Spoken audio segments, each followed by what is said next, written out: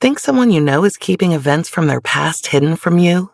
If you need answers about someone's past, whether it's traffic tickets, criminal records, updated contact information, or sex offender location data, Truthfinder has you covered. You can also run confidential background checks to make sure people you meet on dating apps are who they say they are. Go to truthfinder.com/podcasts for a special offer. That's truthfinder.com/podcasts. Capella University is rethinking higher education. With their game-changing FlexPath format, you can earn your degree on your schedule, so you can fit education seamlessly into your life. Imagina tu futuro de otra manera en capella.edu.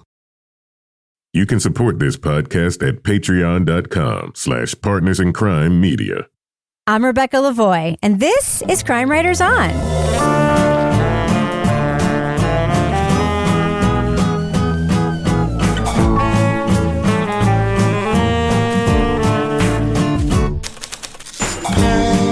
Crime Writers On is the original true crime review podcast that digs into true crime, pop culture, other podcasts.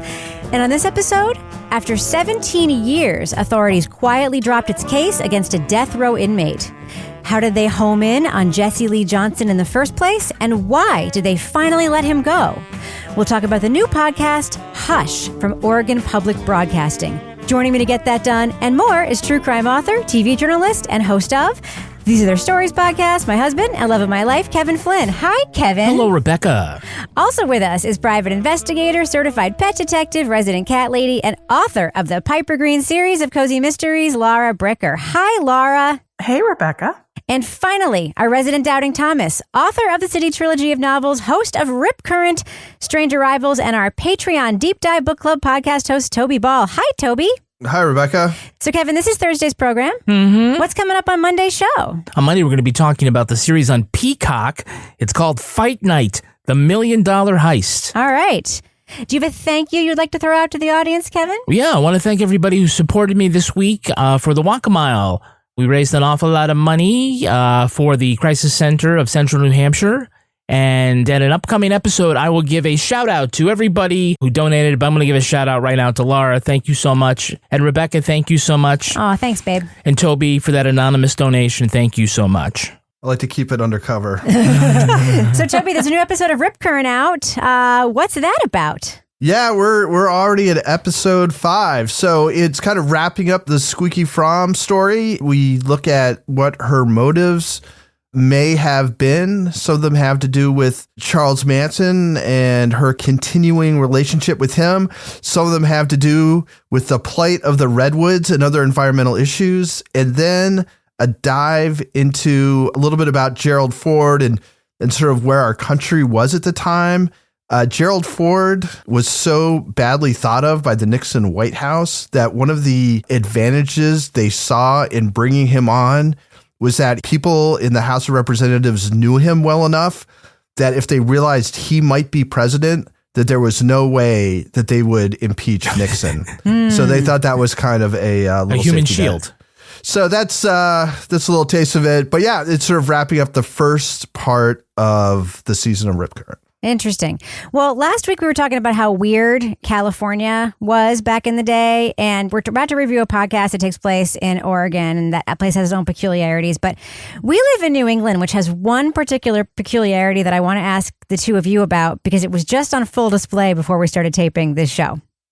When people do root talk in New England, which the two of you were just doing before we started taping, you were discussing how one would drive to a particular town in upstate New York because, Laura, you're about to go to the Sasquatch calling contest in Whitehall, New York. Mm-hmm. And Toby and you were talking about how one would get there from here, which is a thing you do.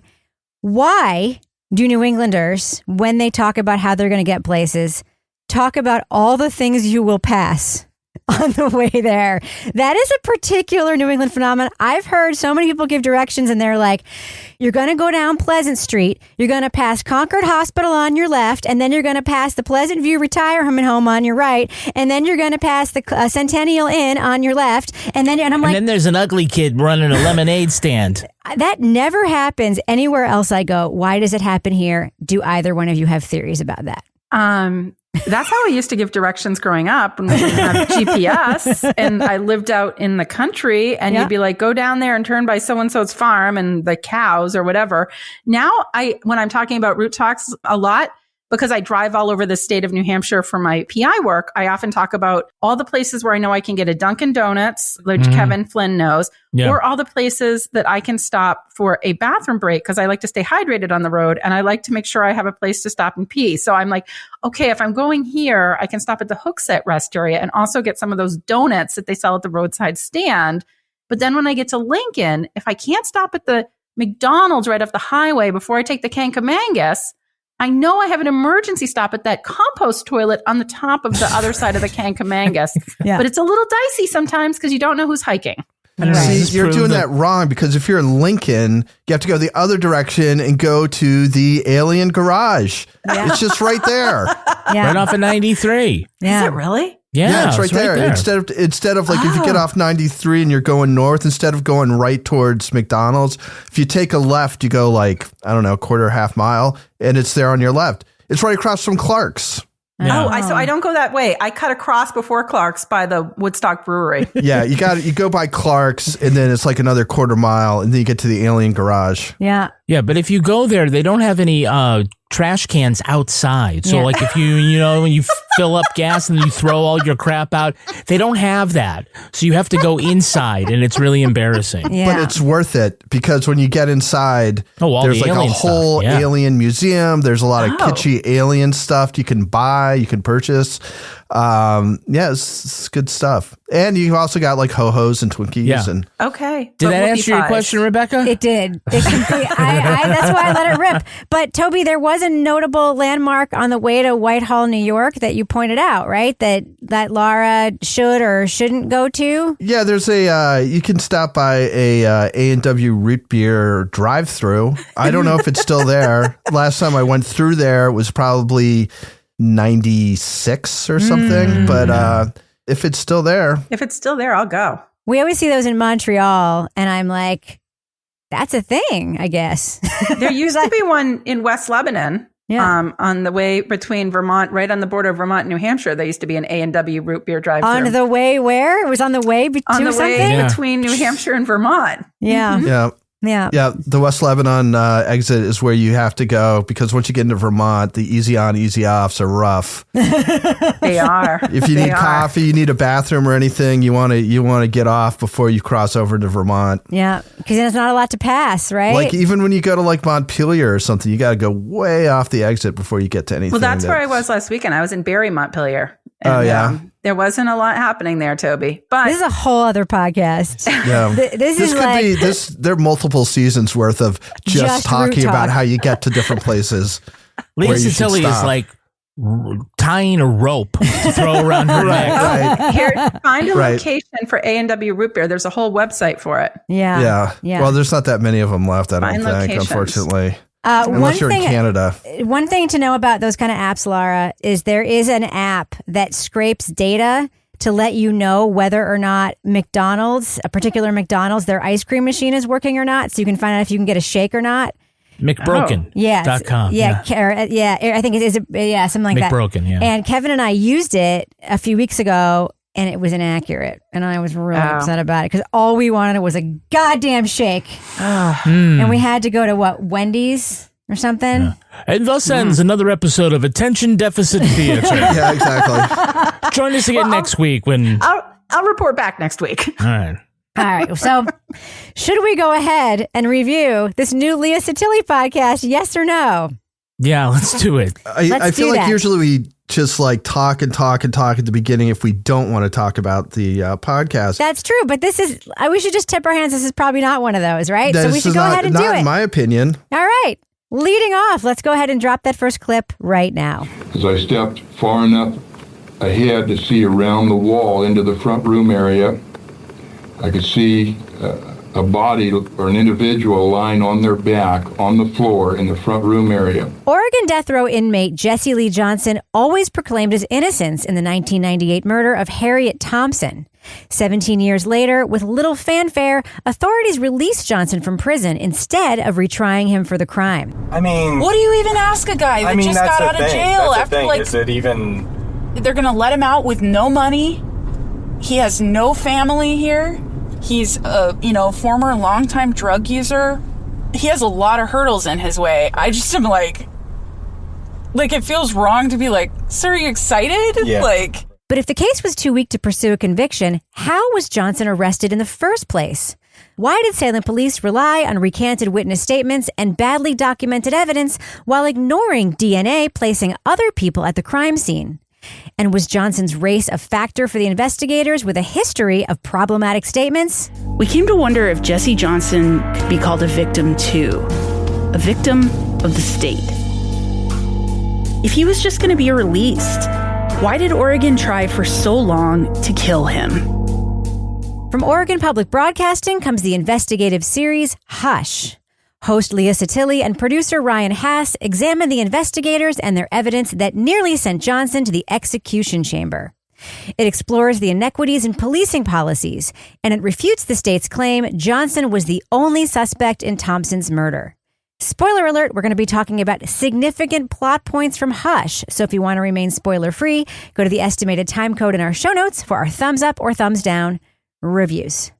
So, Laura, you really appreciated the opening scene of this podcast. Why? Well, it was very engaging. This was an anecdote about Jesse Johnson's childhood, how people in his hometown knew him as a child, like the thing that everybody remembered when they heard Jesse Johnson's name.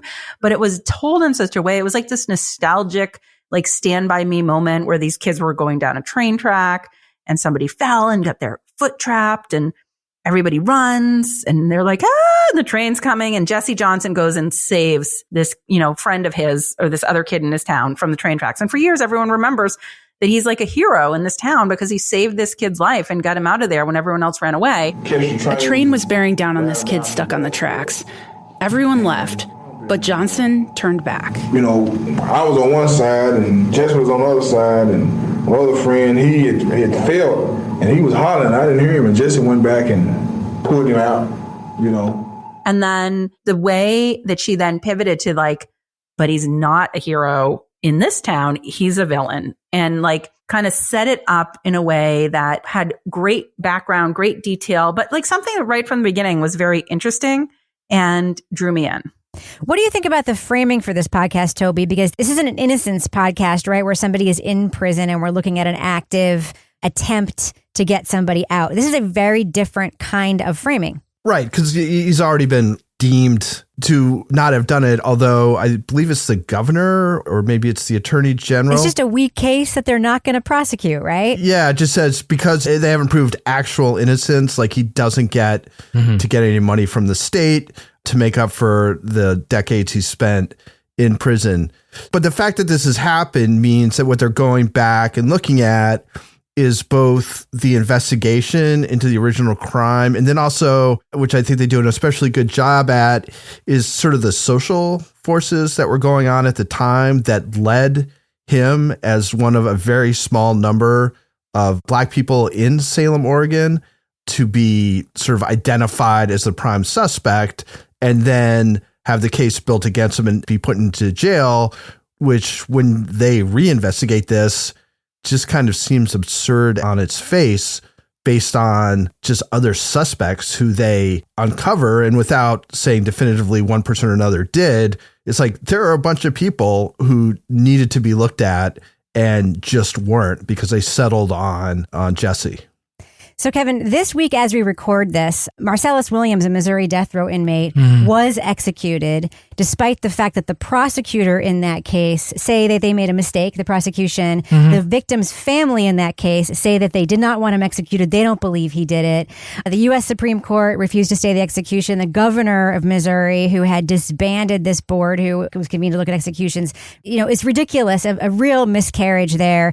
This is a very timely story, right? It is pretty extraordinary that this defendant in this story got out And I think it is an incredibly timely story told by an incredible reporter. What do you think? Yeah, I mean, it is pretty remarkable that the state would just let a former death row inmate walk out of prison, essentially abandoning the case for a system that is designed to protect convictions, and already have, held him for 20 plus years on this charge. I mean, I think he won a new trial in 2021. And so the party line is that, well, we don't have access to the witnesses and things like that, so it would be hard to get a conviction, so just go. And the judge dismissed it without prejudice. So yes, they could refile against him if they could bring stuff together. But it certainly seemed like they wanted to have their cake and eat it too, where they were going to well, we can't really do anything about you, but we're not going to admit that we got it wrong. I mean, there are obviously weaknesses in the case, and I think the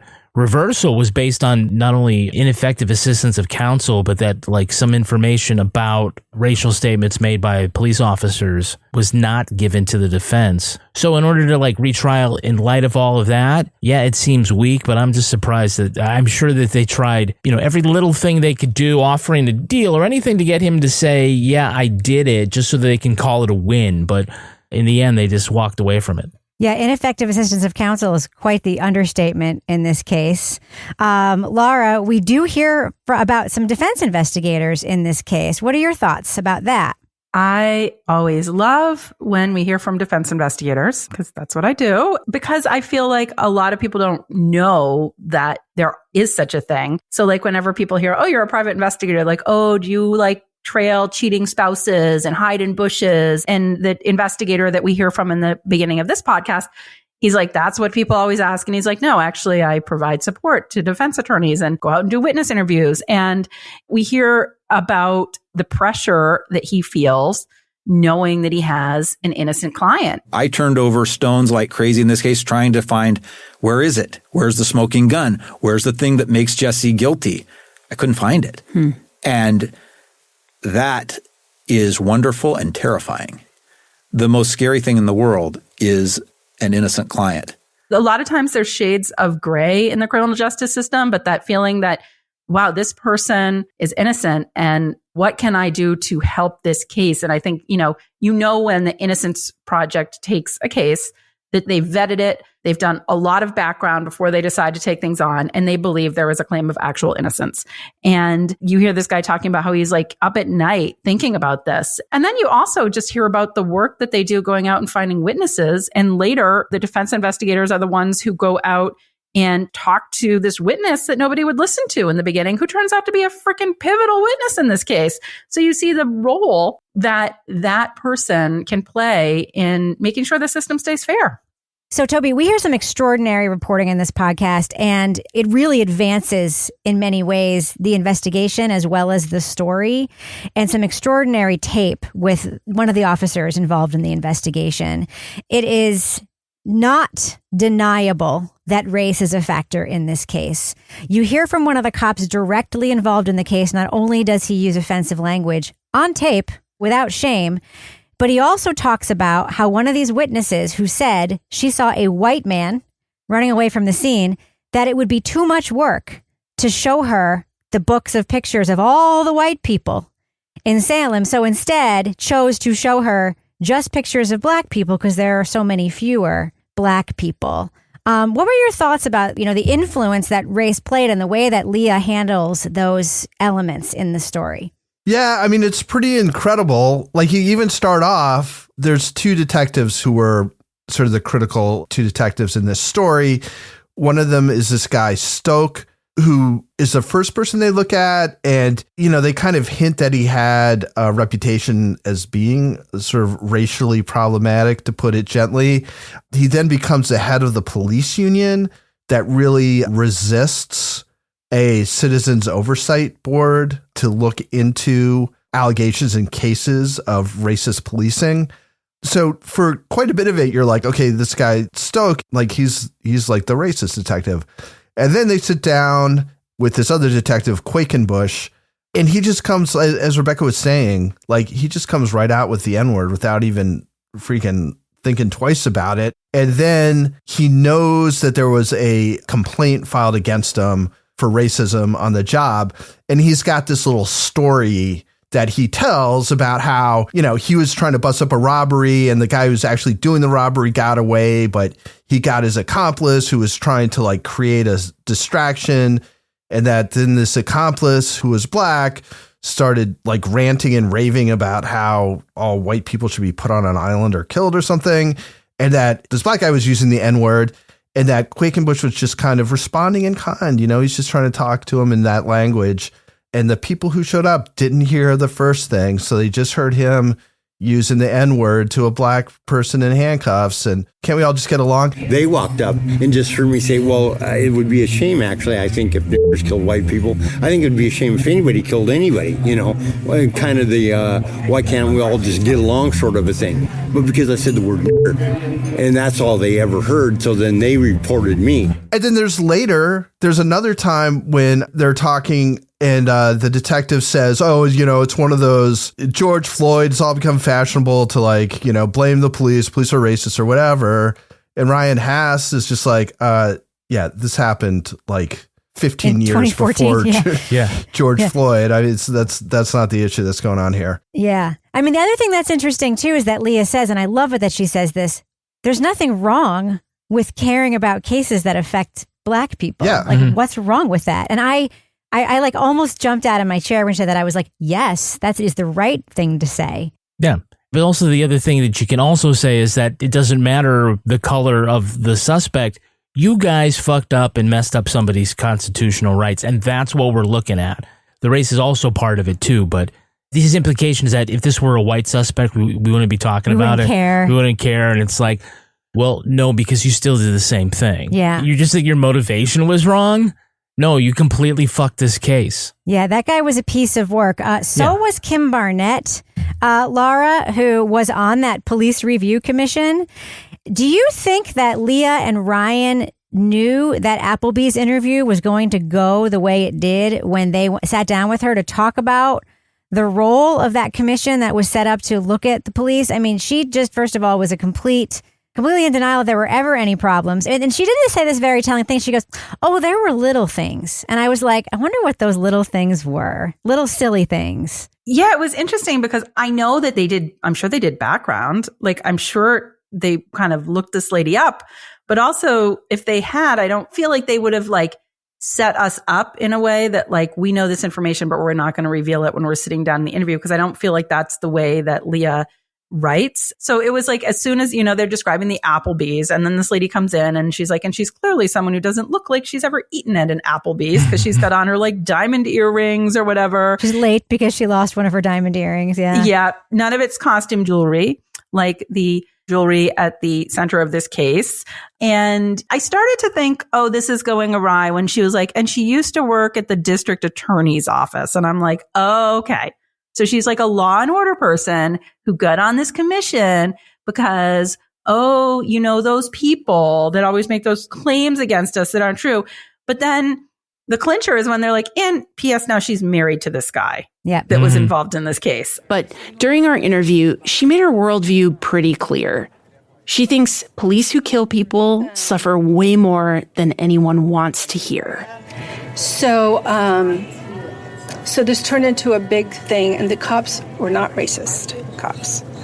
Craig is a racist. Craig Stolk is a racist cop on the record. That was just such a great setup. That whole scene, I just felt like I could see it in my mind as I was listening to it unfold and just imagine what this woman was like as she was there just defending the fact that these people just had false allegations and none of this was true and blah, blah, blah. And I was like, so doesn't this sort of defeat the purpose of this commission? What are you, the ringer?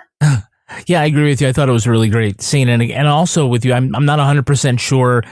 I don't think Leah and Ryan ever explained whether going into Applebee's, if they knew all of her connection. But I did like the way that they presented it because we are listening and trying to get, okay, what is her perspective? And if you knew immediately that she later married the cop that they were investigating for this bad shooting, and like, oh, nothing ever happens. None of the cops are racist except for this one that I held the one I have a grudge against. You know, I thought that was really great. Well, it didn't provide a lot of sort of usable, objective information about the case, anything substantive. What she represented there was very telling, and it had nothing to do with her diamond earrings that she could have hawked and then joined us on Patreon. That's true. But you wouldn't have to hawk the whole earring. I mean, for a little bit of costume jewelry, that's all it would take to get a monthly subscription to us at Patreon. Yeah. Go to patreon.com/partners in crime media. $5-6 a month gets you a lot. And for $5, you can join us at the leading off level. You get all sorts of exclusive podcasts like the Crime Writers on After Show, Toby Ball's Deep Dive Book Club podcast, Married with Podcast, and Rebecca's Readathon. And if you join us at the Bricker scale level, that's just $1 more. You'll also get Laura Bricker's Leave It to Bricker podcast. If you come in at the Let's Do What We Do level, you can get episodes of Crime Writers on early and ad-free. And if you're a deep diver, not only do you get all that exclusive content, but you also can be there when Toby Ball talks about when he records the deep dive book club. And Toby, what is the next book coming up? The Sylvanians? What is it? It's the Sullivanians. Okay. And it's by this person whose name I'm looking up right this second. But it's John Smith. John Smith. Yes, but he's writing under a pseudonym in this one. Alexander Still with an E. Yeah, it's about a psychoanalyst-run sort of commune/cult in New York City in the 1970s. It's gotten a lot of good press. Another way that you can support our work here at Crime Writers On is using our Amazon storefront, where you can see some of our favorite things.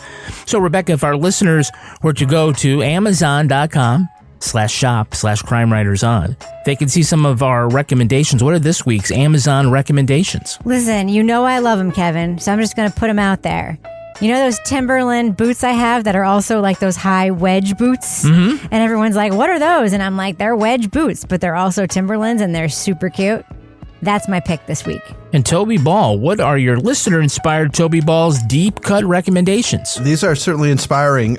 We've got the Silk Balance Hot Tub 76-ounce or 38-ounce Silk Balance Conditioner with Grime Gripper, that's all caps, for Silk Spa's Mackie product guide for hot tubs and Spa's Silk Balance. Didn't you already use that one? Did I maybe. It's very confusing. I don't even know what the product is. Neither do I. It's a Silk Balance. It's got a gripper. I'll give you a bonus one, too, on the off chance I did that before. The bonus is Meet Me in Las Feliz, a hot holiday novella, Holidays in L.A., Book 1. Oh. Meet Me in Las Feliz. Yeah, it sounds spicy. Hot. The other one is the Spoontiques, Garden Decor, Lounging Gnome Stepping Stone. Decorative stone for garden. So apparently it's a statue of a lounging gnome, but you're supposed to step on it. Nice. Why would you step on it? It just says it's a lounging gnome stepping stone. So it's a lounging gnome. You're supposed to step on it. And it's also decorative. What did the gnome do to anybody? Do you have decorative items in your yard, Toby? Any gnomes? Any lawn jockeys? Any of those like lawn jockeys? Those are racist. Any of those like balls that reflect stuff for no reason? Anything like that? Sundial? No, we had a bird bath at one point, but shit, I forgot to fill the bird feeder day. They must be starving. Motherfucker. Yeah, so it's gone. I mean, we've got things that people might consider to be sort of lawn ornaments, but in fact, it's just like an old children's like steam shovel, like fake steam shovel, stuff like that. Great. Yeah, so it's junk. Know. Yeah, it's just a couple cars up on blocks. Well, if you want to know how to get that lawn gnome, again, join us at amazon.com/shop/Crime Writers On. We earn commissions on qualified purchases. And I will update my list with all my picks, I promise. All right, Kevin, before we end the business section, I have to ask the question I ask all the time. Mm-hmm. Do we have any Patreon patron saints of the week this week? Our Patreon patron saints are Jay Donnelly and Jess Pendleton. Bless you. Thank you so much for supporting us on Patreon. Thanks to everybody who does. Thanks to everybody who doesn't. And thanks to everybody who listens to this show, no matter whether you support us on Patreon or not. We super appreciate you. Kevin, does thus end the business section? Thus ends the business section. I'm going to go ahead and fade that music out right now. Some things are obvious. Water is wet, all roads lead to somewhere, and paying half price for pizza is better than paying full price. This week at Domino's is half off pizza week. Get 50% off all menu price Domino's pizzas. What's for dinner? The choice is obvious. Get half off pizza at Domino's during half off pizza week now until October 6th. Select this offer online only at participating locations. Prices, participation, delivery area, and charges may vary. Offer applies to pizza portion of your order only. Now streaming on Paramount Plus. I came here to make something of myself. You want your name up in big, flashy lights. Before Rosemary's Baby, I chose you. evil was born. They did something to me. Starring Julia Garner I need to know what's happening. and Diane Wiest. This is a role that you were born to play. Baby's here to stay.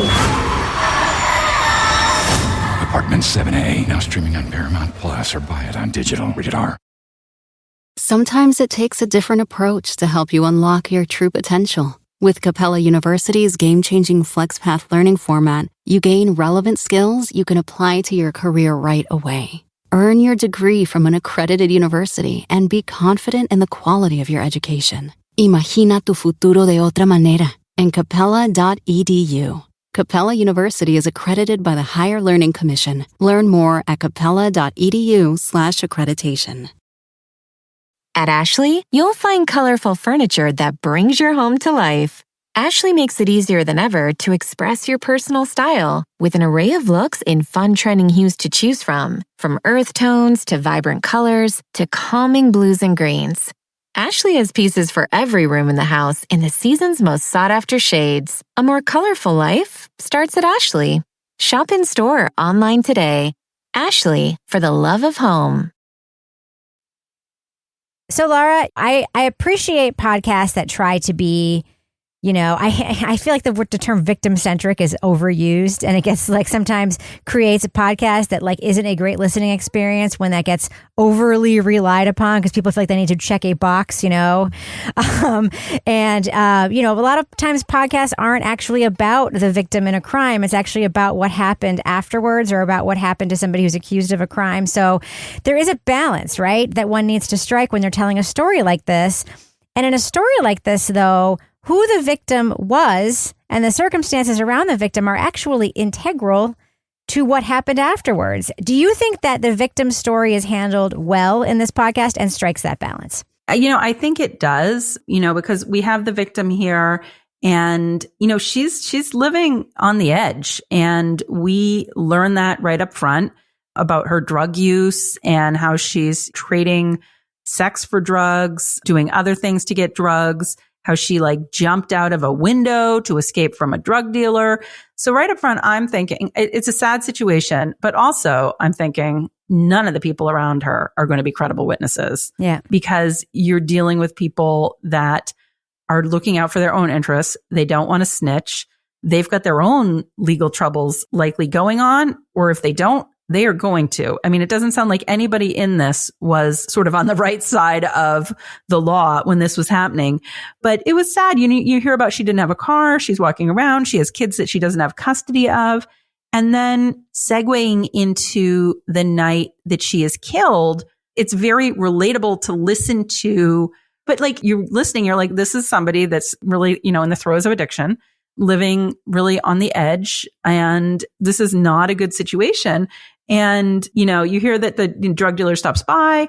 It's just a bad situation. So that when you hear about neighbors not doing anything, even though they've heard things happening, first you're like, what's wrong with these people? And then you're like, they've probably been hearing all sorts of stuff from this apartment. And they, at this point, kind of tune it out, which I hate to say that, but the setup of who she was and the people around her, you kind of just have the picture of who she is, how she fits in this community, and what her life was like leading into this in a way that I think is very relevant to what we find out when we find out why this case does not go forward. Well, we also hear that the police discredit everybody around her and what they have to say. And we also hear the police give no value to people who aren't white, people who aren't, they won't believe somebody who's ever used a drug who actually has a credible witness statement. They won't believe a person who delivers newspapers, who happens to be 18, who happens to be a great witness. The neighbor across the street who happens to be They believe Shorty. Great witness. Yes, they believe Shorty, who later recanted, right? That was the person who recanted. And oh my God, the lawyers taped over the recantation with country music. What the fuck? Played that tape in court. Here, let's listen to the recantation. What the fuck? You think they played dueling banjos? You think that's what they... in my imagination... In Rebecca's version, they do. In my imagination, it was so bad that when they turned the tape on, it was dueling banjos. That was how bad it was in my imagination. I mean, that was the whole point here. Was that like...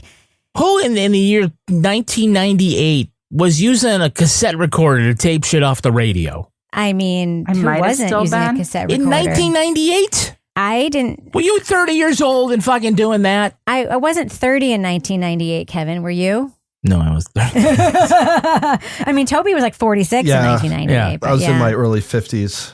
So, Toby, one of the people that we meet in the podcast as they sort of conduct their later investigation is Mr. Gustafson. Do you want to talk about who he is and how he fits in and why he's an interesting character here? Yeah, I mean, he's a great interview. Gives a lot of perspective. So he's a guy who was sort of in the Salem drug scene at the time when all this happened. He says that basically what he did is just drive drug dealers around from place to place and would take as, recompense, he would get some free drugs. There's a few things he does that I thought were interesting and kind of showed sort of the failures of the police. And one is, like, they talked to him about the drug culture. And, a lot of the case was built on the fact that Jesse had this costume jewelry that he then tried to pawn, right? And his story was it was exchanged for drugs. Like, Harriet didn't have any money, so she gave him costume jewelry for drugs. And when they talked to Gustafson about it, they're like, what about when Jesse had the costume jewelry on him? Doesn't that... He's like, I didn't even think about that at all, because that's just the way, people pay for drugs because they don't have cash on them. And it happens all the time. And it was like, okay, well, that comports with the actual story. And I don't know whether the police just didn't know that or more likely did know that and chose to try and deceive the jury into making it seem like it was this really sort of portentous thing when in fact it wasn't. And then the second part that I thought was interesting and then sort of a crazy follow-up to it was when, I can't remember exactly which episode it is, but they start going through, Leah and Ryan start going through these three other people who are kind of in Harriet's orbit. And the first one they do is like the meanest guy named Pooh Bear in the country. And so Pooh Bear, everybody's kind of freaked out by him. He's very violent, was part of that scene. Apparently is still around, or at least not dead. And Gustafson's like, yeah, I have no desire to have anything to do with that guy because he is fucking scary. And then, of course, Leah and Ryan are like, well, we got to find him. So they're going and knocking on doors trying to locate him, but they can't. They don't end up being able to do it. It reminded me a little bit of the second season of Bundyville when people are telling her not to go to this Christian identity town. And they're like, yeah, so we hopped in the car and we drove on up. Yeah. So, Kevin, what do you think of their pursuit of these other alternative suspects? Yeah, I thought, well, you can't have drug community without a Pooh Bear. Yeah. Yeah, but I got to say, I think the circumstantial evidence against Machine Gun Bill, another great name, I think it was way more convincing than the evidence against Jesse. You got a fingerprint from someone who says, yeah, I was in her apartment versus DNA found inside the victim from somebody who says I'd never been there. Yeah. You mean a fake fingerprint on a vase that probably didn't exist? Now that's a great thing.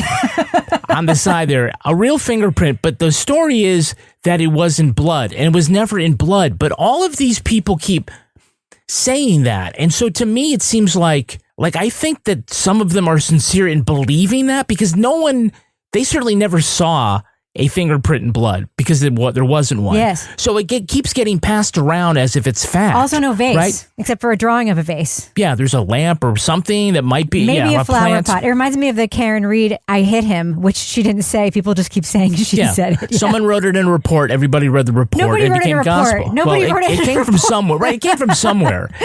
But everybody just kind of assumed it. And you're right, a bloody fingerprint is pretty damning if it exists. It doesn't. Almost as damning coming as your blood at the sink where you washed up after murdering somebody. That could have been from drugs, Kevin. That could have been from, what is that, spot 15? Is that what they were calling it? Yes. But also this guy, Machine Gun Bill, I mean, he's got this violent history that includes his habit of breaking knives after an incident, which is what was also happening at the crime scene. So again, like it's hard to say because that's all circumstantial evidence. Circumstantial evidence is evidence.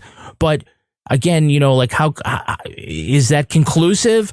No. But Leah never comes right out and says it, but she does let you know that Bill has a daughter and then reminds everybody that familial DNA could, you know, help identify spot 15. Yeah. And so I think that's really good. And again, whoever spot 15 belongs to doesn't necessarily mean it's the killer, but it's certainly not Jesse, which we already know. There's some incredible bravery, and Leah always does in these podcasts, where she just go anywhere, do anything, talk to anybody. The door knocking scenes are incredible. And the fact that they will go after someone that everyone literally says is the scariest person they've ever met, I'm like, maybe that would be one that you would just like let lie. But no, they try.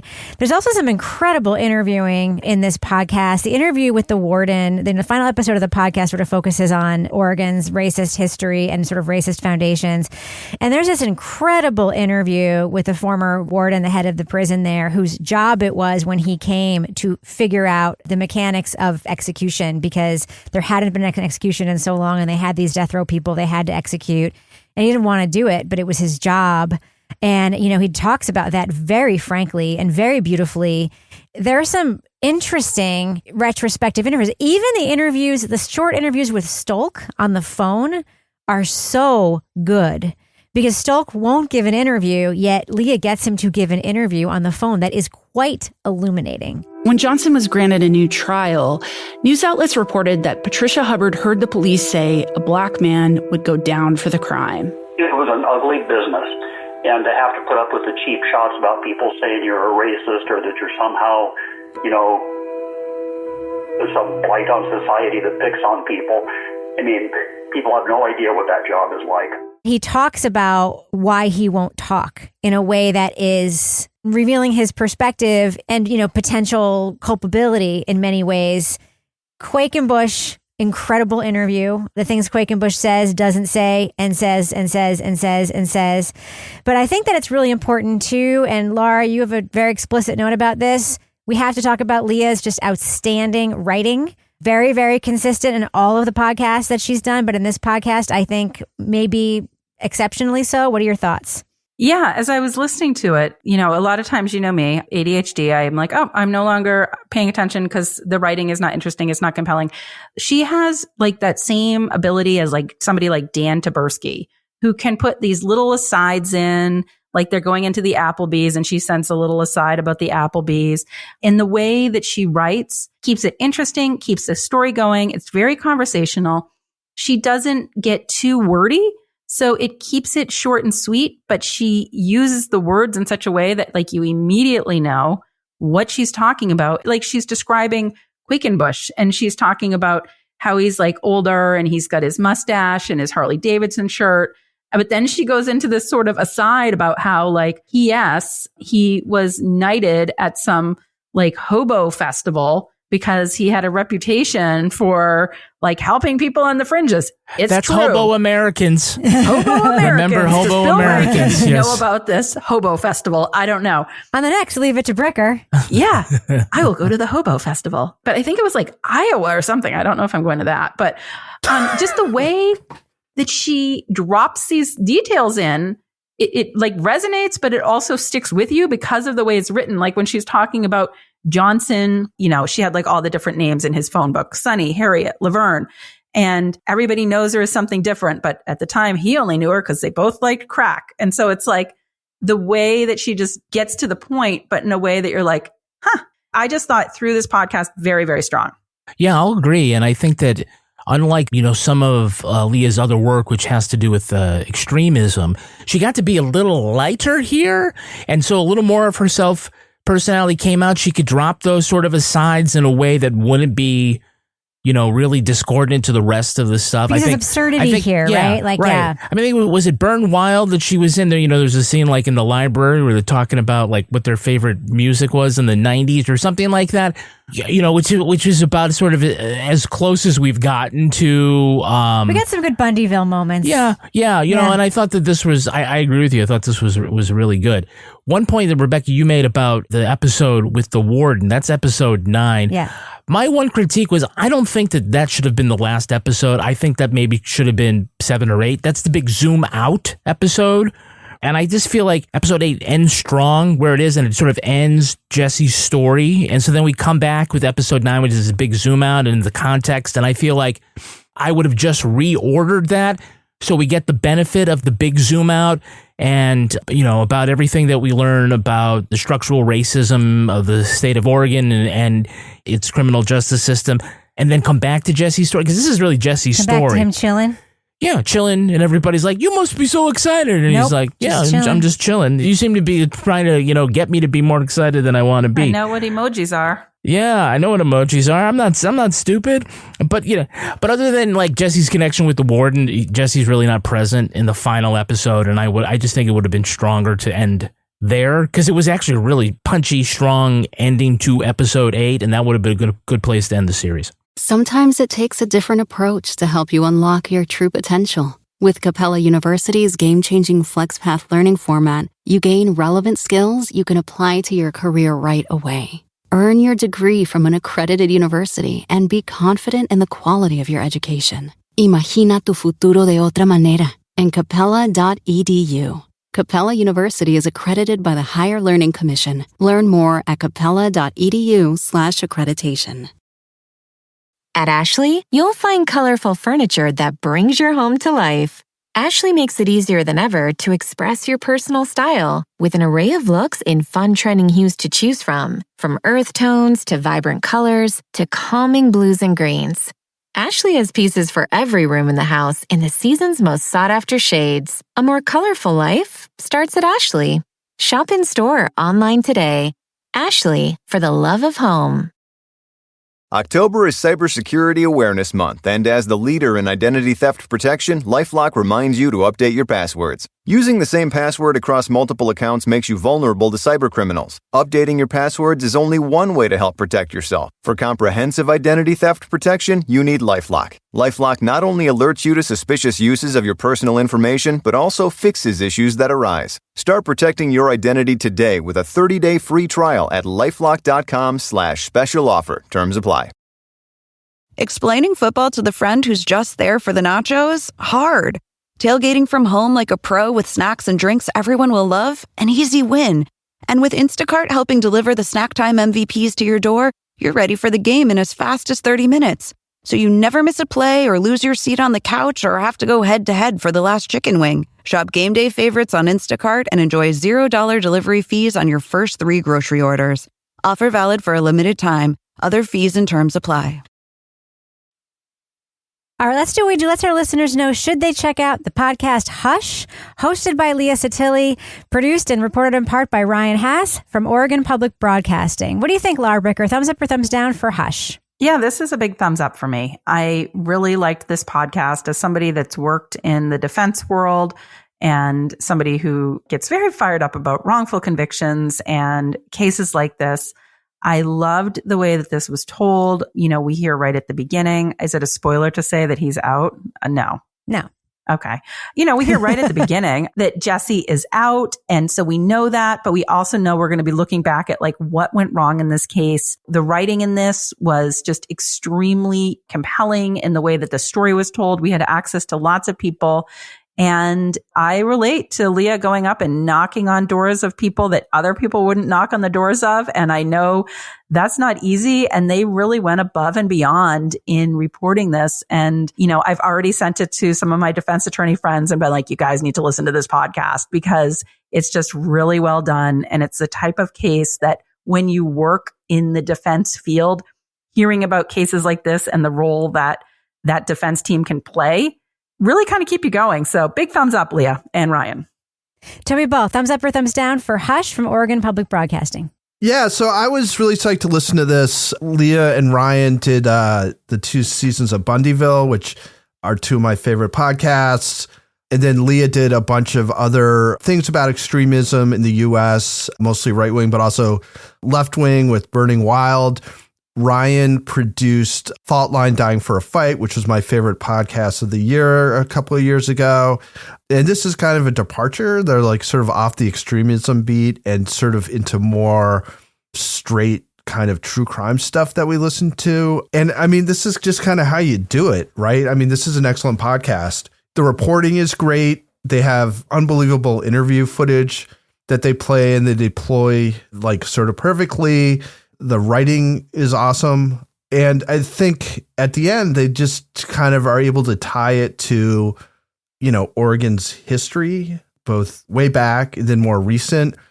It's not really a spoiler, but there is this like gutting interview with the guy who's a warden of a prison where they carried out executions in Oregon for the first time. And I can't remember exactly how long it was, but his sort of perspective on capital punishment. You know, I briefly taught high school civics, and that would have been perfect for a class just to sort of make the case against capital punishment from somebody who's seen it up close. Anyway, I think this is a great podcast, and just highly recommend it.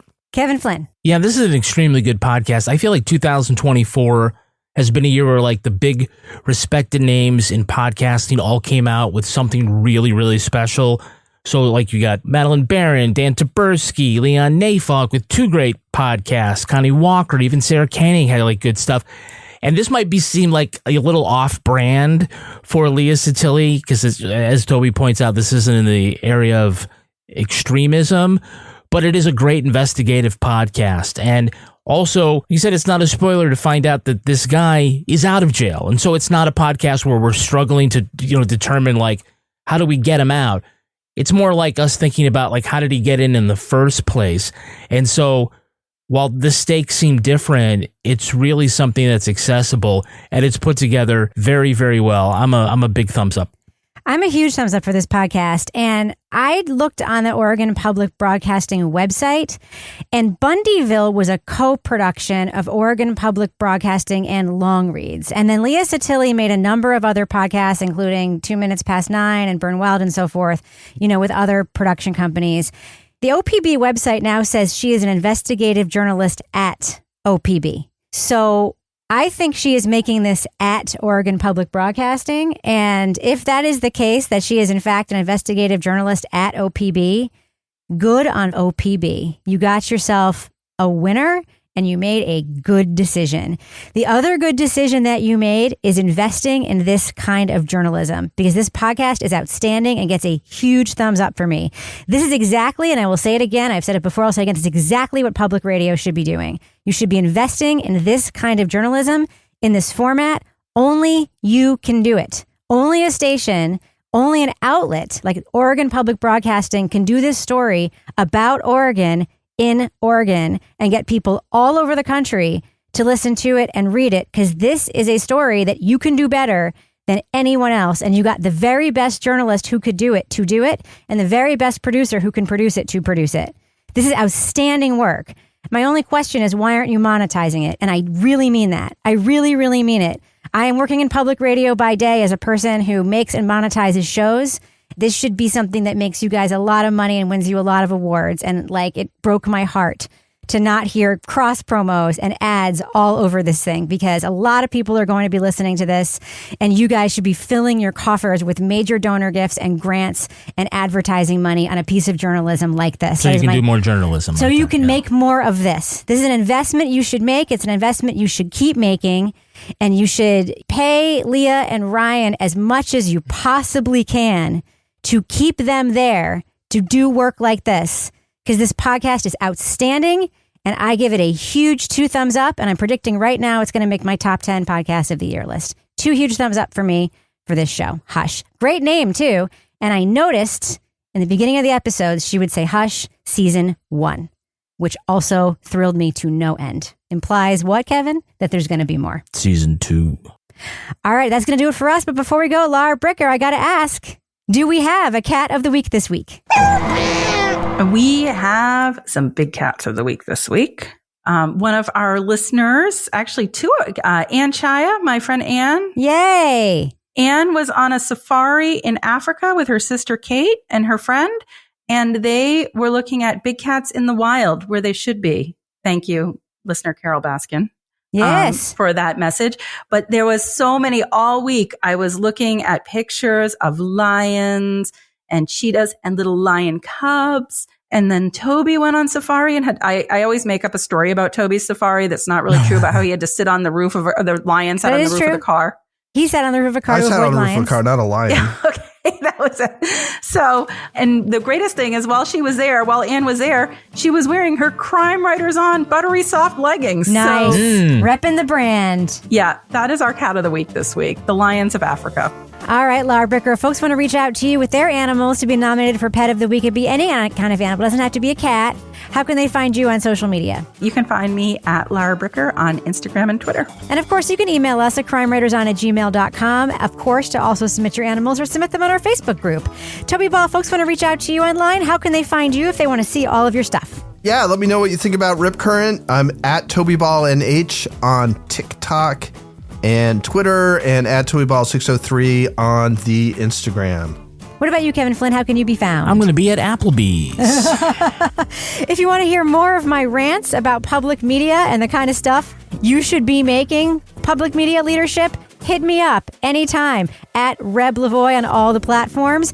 You can also follow the show everywhere at Crime Writers On, and I encourage you mostly to join our incredible community in our official Crime Writers On Facebook discussion group. Find us on Facebook, hit the link to join the group. We'll let you in if you literally know any one of our names. My name is Rebecca. It's really freaking easy. His name is Kevin. It's really easy. That's Toby, and that's Laura, Lara. Super easy. Get all the extra stuff we make at patreon.com/Partners in Crime Media. The little bit of money you pay there helps keep this show going. It makes a huge difference to us. Change your Apple settings on your Apple podcast so that the show actually downloads to your phone. That is also a huge, huge, huge thing you can do to help keep this show going. And please interact with our content on social media. Also a huge thing you can do to help keep this show going. Our theme song was composed and performed by Ty Gibbons. Our editor is the wonderful, lovely, terrific Livy Burdett. The executive producer of this show is Kevin Flynn. This show was recorded in Studio C, The Closet, in our New Hampshire basement, where we also hang out at night smoking cigarettes and keep track of the comings and goings of all of our neighbors. On behalf of all the crime writers, thanks so much for listening. We will catch you later. Clip 1. You're responsible for the A&W drive-thru. I'm not casting the blame elsewhere. Great. Certainly. That was a fucking great chat section. I'm not cutting a second of it. Well, I will find it. I want to tell you, the Sasquatch cabin is a new cabin at the Airbnb we're going to, and it only opened for service like 3 weeks ago. And there's also a creepy Sasquatch picture on the wall behind the bed of like a Bigfoot laying down in suggestive pose. I'm like, oh God. Dude, there's a lot of Bigfoot porn on Amazon. Oh God. Not just the foot. We should put it on our Amazon list so you can read it next week, Toby. Yeah. Somebody's got to buy it. This is a plea going out to our listeners. If you buy some Bigfoot porn on Amazon, I will read it on the air. Did you see that shirt, Kevin, that I sent you? Can we start taping and then we can put some of this in the podcast? Yeah. I'm sorry. Okay, because this is good shit.